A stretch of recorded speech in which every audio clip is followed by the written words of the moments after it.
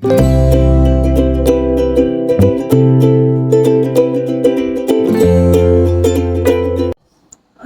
salam sejahtera Malaysia. Selamat datang ke channel Fails Lifestyle. Terima kasih kerana terus setia dan terus bersama di dalam channel ini. Tuan-tuan dan puan yang saya amat hormati, saudara-saudara yang saya amat hormati. Mungkin ada gesaan yang kita pernah dengar sebelum ini berkaitan dengan status dua menteri. Akibat daripada semakin ramai netizen memberikan pandangan, komen berkaitan dengan kes kematian adik Zara, dua nama menteri yang disebut, Saifuddin Nasution, Menteri Dalam Negeri, dan juga Menteri Pendidikan Fadlina Siddiq. Dua menteri ini disebut sehingga ada yang menggesa mereka untuk letak jawatan kerana bertindak begitu lembab dan lambat. Tapi itu kata mereka. Saya tidak menyokong mereka ini digesa, dipecat, letak jawatan. Saya hanya memberikan pendapat dan pandangan. Saya berfikir, adakah mereka ini benar-benar tidak melakukan tugas dengan baik? Adakah mereka mementingkan reputasi daripada nasib keluarga? Nah, itu saya tak tahu. Tapi saudara-saudara, ada satu tulisan yang saya nak share kepada Anda yang membandingkan sewaktu Menteri Pertahanan dan pemangku Menteri Pengangkutan, kalau saya tak silap, Hishamuddin Hussein, yang pada waktu itu beliau menjadi menteri dan dilihat berada di paling depan untuk bercakap tentang isu MH370. Oke, baik saudara-saudara. Sebelum saya teruskan, saya nak perkenalkan kepada Anda, ini adalah terapi imun.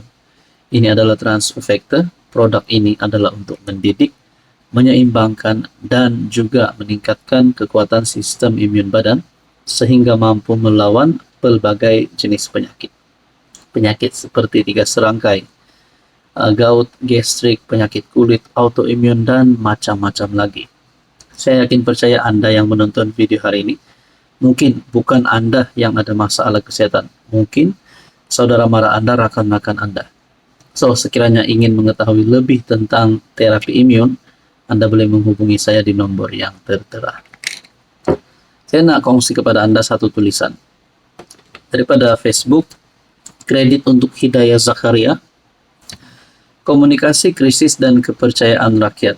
Mengapa MH370 terkawal, tapi tragedi adik Zara membakar negara. Sudah lebih 10 tahun sejak pesawat Malaysia Airlines MH370 hilang secara misteri dalam perjalanan ke KL, dari KL ke Beijing. Tragedi yang merenggut 239 nyawa. Saya masih ingat bagaimana rakyat Malaysia waktu itu berduka dan setiap hari kita berdebar menantikan perkembangan terkini nahas MH370. Tapi jika dibandingkan dengan kematian tragis adik Zara, gelombang emosi rakyat kali ini jauh lebih lantang dan marah. Malah kita menyaksikan himpunan Justice for Zara digerakkan ke seluruh pelosok negara. Sedangkan waktu itu juga banyak spekulasi berlegar berkaitan keselamatan negara. Jawabannya terletak pada pengurusan krisis dan komunikasi kerajaan. Siapa yang muncul, bila dan bagaimana dia bercakap. Tragedi kematian tragis adik Zara telah membuka satu babak penting dalam wacana pengurusan krisis di Malaysia. Dalam masa singkat, kemarahan rakyat meledak melangkaui sempadan parti politik. Fadlina Siddiq dan Saifuddin Nasution patut belajar bagaimana Hishamuddin face the pressure dalam nahas MH370. Apa yang Hishamuddin buat? Hishamuddin tidak menunggu sehari pun. Dalam masa kurang 24 jam selepas pesawat hilang, beliau mengadakan sidang media pertama. Sidang media setiap hari tanpa gagal, memberi kemaskini terkini walaupun maklumat terhad. Konsistensi ini penting untuk membina kepercayaan dan menunjukkan kerajaan present and in control. Saya masih ingat wajah beliau setiap kali dalam sidang media ketika itu. Beliau tidak bercakap seperti robot atau juru cakap rasmi. Wajah sugul, nada suara perlahan, dan sesekali nada tersekat. Semua itu memanusiakan beliau di mata rakyat. Dalam komunikasi krisis, jujur lebih baik daripada menipu untuk menenangkan. Nah, tulisan ini saya lihat menunjukkan betapa hebatnya Hishamuddin Husin menghandle ataupun mengawal face the pressure.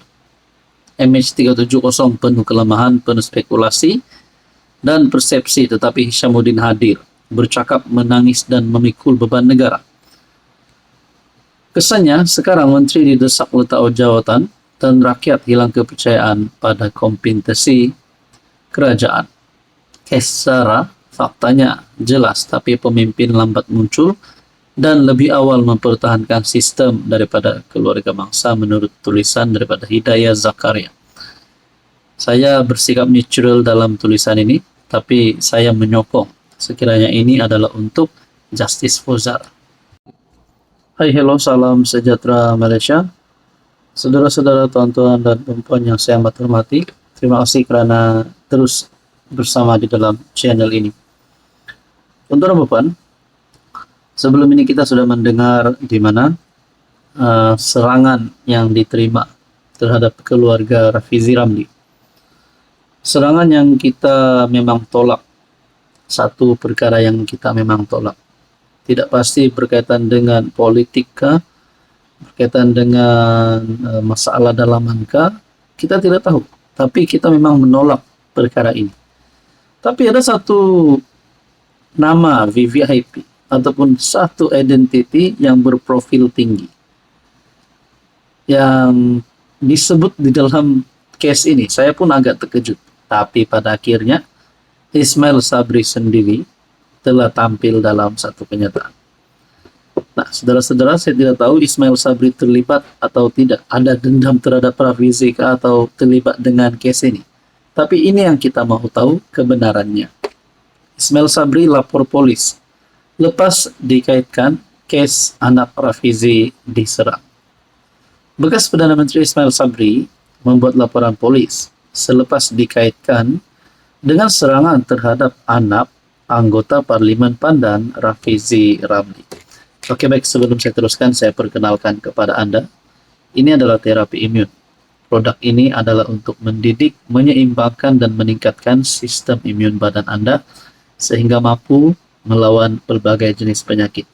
Kepada Anda di luar sana yang mungkin sedang ada masalah penyakit berulang, sedang ada masalah kolesterol darah tinggi, kencing manis, dan macam-macam lagi penyakit yang ada. Kalau bukan Anda, mungkin saudara mara Anda. Inilah waktunya Anda untuk mendapatkan terapi imun, mendapatkan maklumat tentang transfer factor. Sekiranya Anda berminat, Anda boleh menghubungi saya di nomor yang tertera. Oke, baik, kita teruskan. Ismail berkata, setiausaha akbarnya telah membuat laporan polis bagi pihaknya di Ibu Pejabat Polis Daerah Dangwangi terhadap sebuah laman Facebook yang menerbitkan 2 artikel palsu dan berunsur fitnah yang mengaitkannya dengan insiden tersebut, serta satu skandal melibatkan sebuah syarikat swasta. Laporan juga telah dibuat kepada MC-MC, Suruhanjaya Komunikasi dan Multimedia, dan Facebook supaya tindakan segera diambil terhadap laman serta pengendali atau pemiliknya, kata anggota Parlimen Perak. Keseluruhan kandungan artikel yang dimuat naik dalam laman FB tersebut tidak benar sama sekali dan berniat jahat untuk menjatuhkan reputasi serta nama baik saya. Saya mohon pihak berkuasa menjalankan siasatan terperinci dan mengambil tindakan tegas terhadap pemilik atau pengendali akaun Facebook ini serta mana-mana pihak yang menyebarkan artikel tersebut. Saya juga telah mengarahkan peguam untuk mengambil tindakan undang-undang selanjutnya terhadap pihak terbabit. Ismail Sabri turut mengucapkan terima kasih kepada Rafizi yang sebelum ini tampil menjelaskan perkara itu di X.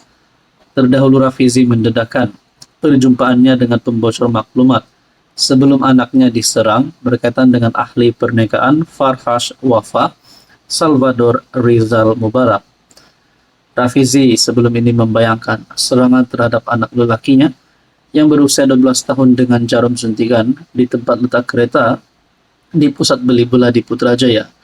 Mungkin ada kaitan langsung dengan pertemuan tersebut. Jadi saudara-saudara, apapun kita berharap supaya Rafizi dan keluarga selamat, tidak ada apa-apa lagi yang berlaku, dan kita mahu dalang utamanya ditangkap.